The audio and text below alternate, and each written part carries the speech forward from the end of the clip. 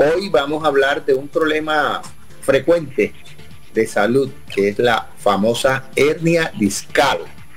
Hernia discal. Para comprender lo que es la hernia discal, tenemos que entender cómo está constituida la columna del ser humano. Nosotros tenemos una conexión entre el cerebro, nuestro cerebro, y la parte periférica, la parte externa. Esta conexión la hacemos a través de la médula espinal.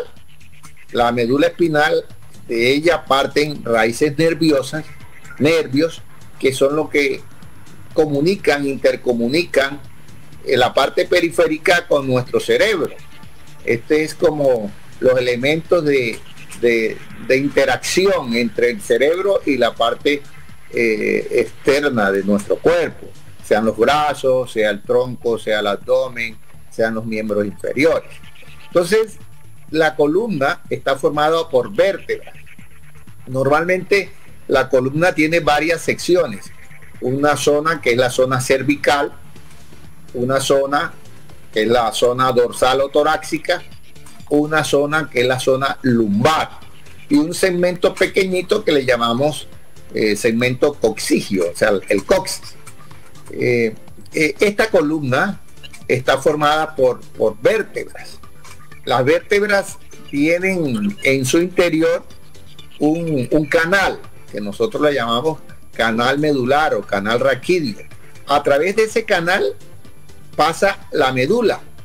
La médula está formada por diversos nervios que vienen desde zonas superiores y que a través de unos agujeros pequeños que hay en las vértebras, llamados agujeros de conjunción, por allí salen las raíces nerviosas. Las vértebras son de tejido óseo, pero entre vértebra y vértebra hay una zona cartilaginosa, flexible, formada fundamentalmente por tejido fibroso y cartilaginoso. A esta zona que une una vértebra con otra le llamamos discos intervertebrales.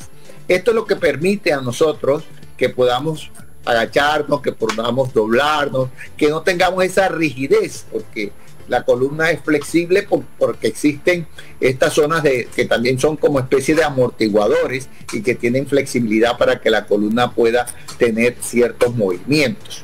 Entonces las hernias discales no son más que el aplastamiento de este disco se daña y hacia los lados o hacia la parte interna puede producir presión sobre las raíces nerviosas, y esto es lo que causa el dolor.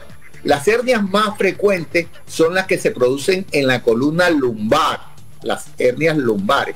Después le siguen las hernias cervicales de la columna cervical, y el tercer punto son las hernias dorsales o torácicas, que son menos frecuentes, son muchísimo menos frecuentes. Entonces los síntomas también dependen de la localización de la hernia, dónde está localizada, si es cervical o si es lumbar, de la magnitud, de la gravedad de ella y del compromiso de presión que tenga sobre las raíces nerviosas. Los síntomas en las hernias lumbares están dados por dolor. Casi que todas las hernias, su síntoma cardinal es el dolor, aunque hay personas que pueden tener pequeñas hernias sin que produzca el dolor. Dolor hay cuando hay compresión, cuando hay presión sobre un nervio. Entonces, primero dolor, igualmente hay debilidad de los músculos, porque afectan los músculos, hay sensación de parestesias, de hormigueo. Las hernias lumbares producen un dolor que algunos hablan como si fuera la ciática, que es un dolor que viene desde la zona lumbar, desde la espalda, agarra el glúteo, las nalgas, agarra el muslo y se va hacia la pantorrilla e inclusive los dedos de los pies. Esto es un dolor que es bastante molestoso, que imposibilita muchas veces la marcha del paciente. Las hernias cervicales producen un dolor ya en la parte superior y entonces da dolor en el omóplato, en el hombro, en el brazo, en los dedos, ya es una hernia por su localización, el dolor es superior, en la parte superior. La mayoría de las hernias no necesitan operación quirúrgica, podemos tratarlas. Entonces es importante esto tenerlo en cuenta. Nosotros tenemos una serie de tratamientos naturales, bioacupuntura, acupuntura, y otros medicamentos que mejoran estos pacientes y que muchas veces evitan los procesos de cirugía.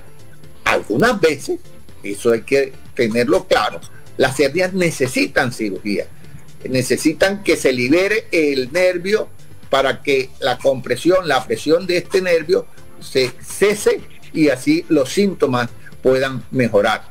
Preventivamente, las hernias se previenen si usted no sobrecarga la columna, si no alza pesos muy grandes, si hace ejercicio, si no excede el trabajo de su columna, si mantiene un peso adecuado. Eso es importante, lo mismo que el ejercicio y la alimentación sana. Son elementos básicos. No fumar, el cigarrillo afecta las discos intervertebrales y puede facilitar la producción de hernias. Doctor, ¿y cómo se puede diferenciar entre un dolor muscular simple, un aire que llaman popularmente, y una hernia discal? ¿Cómo puedo relacionar al paciente y seleccionar esa patología? Por el tiempo del dolor y las manifestaciones del dolor.